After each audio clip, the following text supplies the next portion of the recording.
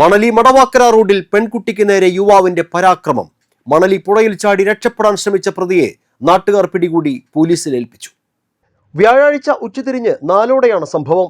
ദേശീയപാത മണലിക്ക് സമീപം മടവാക്കരയിലേക്ക് നടന്നു പോവുകയായിരുന്ന പെൺകുട്ടിയെ അപരിചിതനായ യുവാവ് കടന്നു പിടിക്കാൻ ശ്രമിക്കുകയായിരുന്നു.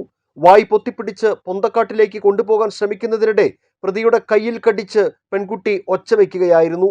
കുതിരയോടിയ പെൺകുട്ടി തൊട്ടടുത്തുള്ള ചായക്കടയിലേക്കാണ് ഓടിയെത്തിയത്. സംഭവത്തെക്കുറിച്ച് അവർ പറയുന്നത് ഇങ്ങനെ.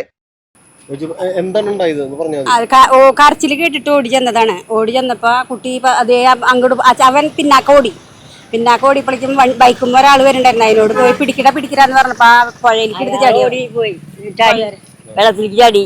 അപ്പൊ അവൻ അതിലേക്ക് കയറിപ്പോയി. അപ്പൊ പോലീസ് അപ്പുറത്തുണ്ടേ. അപ്പൊ അങ്ങോട്ട് ചെന്നു. അങ്ങനെ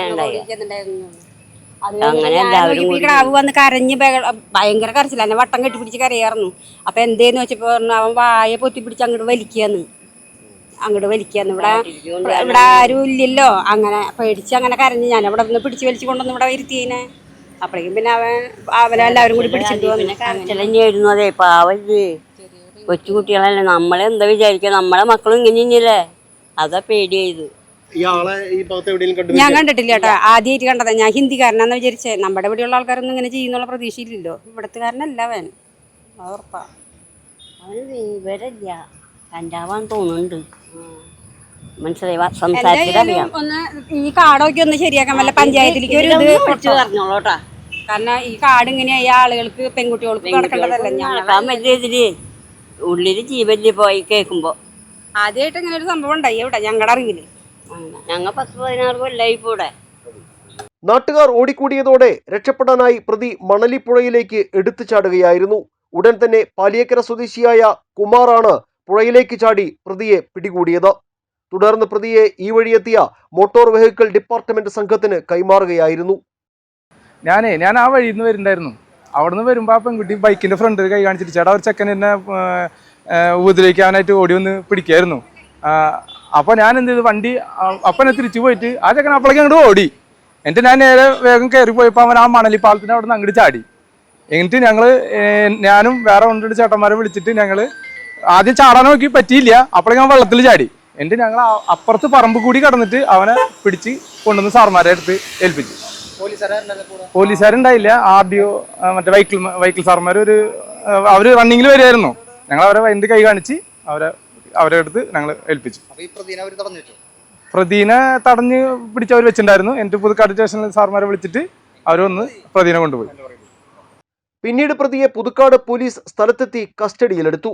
ഇയാൾ കർണാടക സ്വദേശിയാണെന്നും മാനസിക വിഭ്രാന്തി ഉള്ളതുപോലെയാണ് പ്രതിയുടെ പെരുമാറ്റമെന്നും പോലീസ് പറഞ്ഞു. പ്രതിയെ പോലീസ് കൂടുതൽ ചോദ്യം ചെയ്തു വരികയാണ്.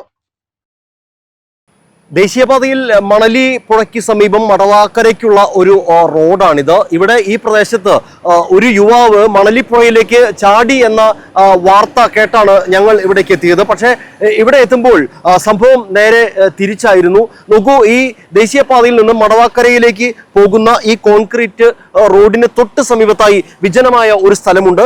ഈ വഴി നടന്നു പോയിരുന്ന മടവാക്കര സ്വദേശിയായ ഒരു പെൺകുട്ടിയെ അപരിചിതനായ ഒരു യുവാവ് ആക്രമിക്കാൻ ശ്രമിക്കുകയും ഈ കാട് പിടിച്ചു കിടക്കുന്ന ഈ പ്രദേശത്തേക്ക് വലിച്ചു കൊണ്ടുപോകാൻ ശ്രമിക്കുകയുമായിരുന്നു. ഈ പെൺകുട്ടി ബഹളം വെച്ചതോടെയാണ് ഇയാൾ ഓടി മണലി പുഴയിലേക്ക് എടുത്തു ചാടാൻ ശ്രമിച്ചത് എന്നാണ് നമുക്ക് മനസ്സിലാക്കാൻ കഴിഞ്ഞത്. ഏതായാലും ആ യുവാവിനെ നാട്ടുകാർ ഓടിക്കൂടി പിടികൂടിയിട്ടുണ്ട്, പോലീസിൽ ഏൽപ്പിച്ചു. അങ്ങനെയാണ് ഈ സംഭവം നമ്മൾ അറിയുന്നത്. ഏതായാലും ഈ പ്രദേശം ഇങ്ങനെ വിജനമായി കിടക്കുന്ന ഈ പ്രദേശത്ത് ഇത്തരം സംഭവങ്ങൾ ആവർത്തിക്കാതിരിക്കാൻ വിദ്യാർത്ഥികളടക്കം 100 കണക്കിന് കുട്ടികളടക്കം നടന്നു പോകുന്ന ഒരു വഴിയാണിത്. അപ്പോൾ ഇവിടെ ഈ കാട് പിടിച്ചു കിടക്കുന്ന ഈ പ്രദേശങ്ങൾ അത് ഇനിയും ഇത്തരം സംഭവങ്ങൾ ആവർത്തിക്കാതിരിക്കാൻ ഒരു നടപടി നാട്ടുകാരുടെ പഞ്ചായത്തിന്റെയോ അധികൃതരുടെയോ ഭാഗത്തു നിന്നോ ഉണ്ടാകണമെന്നാണ് നാട്ടുകാരൊക്കെ ആവശ്യപ്പെടുന്നത്. ക്യാമറമാൻ നന്ദുവിനൊപ്പം ആൻഡോ കല്ലേരി, NCTV ന്യൂസ്, പുതുക്കാട്.